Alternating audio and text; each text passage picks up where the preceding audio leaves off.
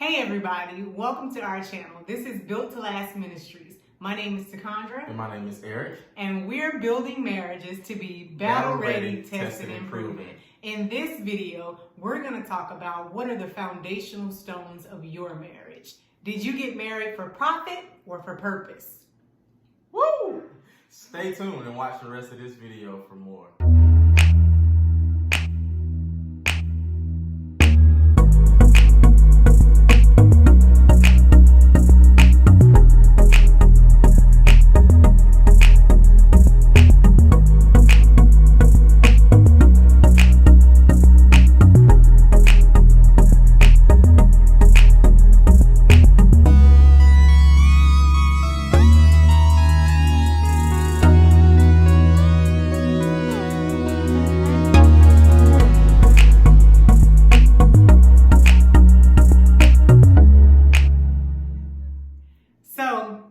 Talk about marrying out of what you need versus marrying out of what you have to offer.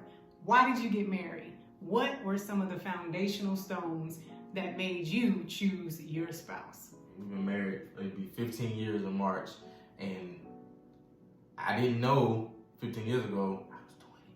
So I didn't know at that time what I really needed, but I knew what I wanted.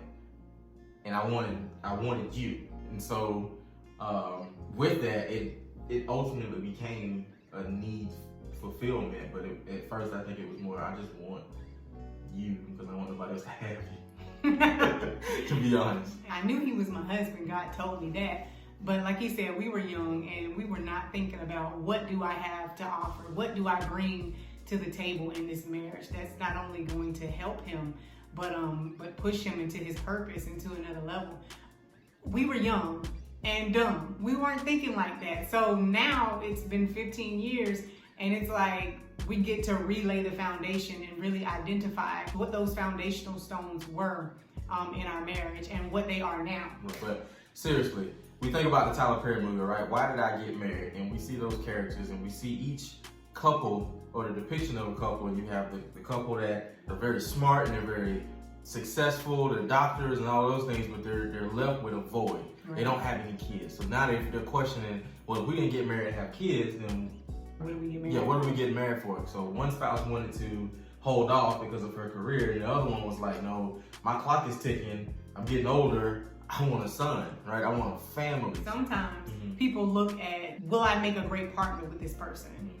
And there's this whole list of check marks that you have to meet and qualify for to be considered compatible. If you're looking at a person for what they bring financially to the table and that's it, is that a great foundational stone for you to marry them? I feel like there's things that we look at on the outside that are socially acceptable and fulfilling for us as far as fulfilling our needs, our basic needs, versus can this person satisfy me spiritually, fulfill me emotionally, add to me mentally, are they intellectual? Can you keep a conversation with me? I really think it boils down to this. I think a lot of us get married to the attributes, right? We look at those things that are shiny, the shiny objects and all those things. So we marry that. We marry that idea that this person are going to take those attributes that we married them for and it equates to their character. But a lot of times is one attribute doesn't define their total character. So if you didn't marry me for my character, meaning if I didn't have integrity and I wasn't loyal and I wasn't all those things from the start, then my money won't make a difference. The way I dress won't make a difference. The cars, all of those material things, those attributes, the way I smile, the way I laugh, all of those things are just attributes, meaning they come and go, right? But your character don't really change. You are who you are. And so even as we evolve, our character just gets stronger, right? And things like that. So I think that's the needs versus the wants, because anytime we want something, we really want the attributes. We don't really want the character. We need that character, but we don't necessarily want it. And that is a part of maturity too. So something that we didn't do when we got married because we were young and immature was we didn't look at the maturity of the person that we were marrying. because we weren't mature emotionally or spiritually, Right. or mentally at that time. So definitely what you're saying is you want to look at how mature is this person. Are they mature enough to handle marriage? Because immature people are short-sighted. Right. Mature people look at the end result. What does this end look like? And we work our way backwards. So you begin with the end in mind and you say, I'm looking at this person for who they could be, not so much potential, but promise. That's good. And I'm saying, you know what, I can marry this person based on the promise, not their potential. So I'm glad you mentioned the whole attributes thing and why we marry someone. It actually ties into our foundational scripture for Built to Last Ministries and Marriages, which is 1 Corinthians 3:11, actually 9 through 11. But when you go further down into those scriptures, it talks about being careful with what you build with upon the foundation, which is already laid. We know that's Jesus Christ. 1 Corinthians 3:13 says, on Judgment Day, the fire will reveal what type of work the builder has done. So the fire will reveal if what you built has any value. If you choose to build with gold, if you choose to build with silver, if you choose to build with hay or straw, at some point that will be tested in the fire. So if I married someone, or if I married you solely based off of finances, well, what happens when you don't have finances anymore? Right. Am I gonna stay and stick with you through thick and thin, or am I gonna run to the left? You know? Yeah. So when the fire comes, it reveals what you built with on the foundation. Absolutely. And so really the focus of this is to kind of get the ball rolling in your own relationship and have those conversations, because a lot of times they go unspoken and you have no idea what your spouse are even thinking. You know, when most of us stay on the surface. We don't want to go too deep because a lot of us can't swim. And so we rather stay in the shallow water where it's fun and we get to splash a little bit here and there. But when we really need to have these deep conversations, because that's where the enemy wants to once he lures you out from the shallows, he gets you into that deep area. And if you haven't been training in the deep, my God, when he gets you out there, you're gonna drown.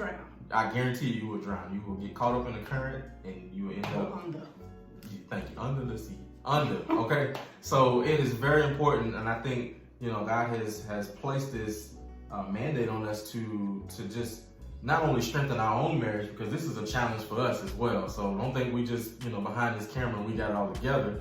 But doing this forces us to have these conversations and then to invite others in, because maybe we can learn something from you. You know, maybe there's insight that you have that we don't have, even at 15 years in. And it doesn't take 15 years to get this. You can have it at year 1. You can have it month 6. You know what I mean? So there's a lot of people who don't have what we have at 15 and they're at 30.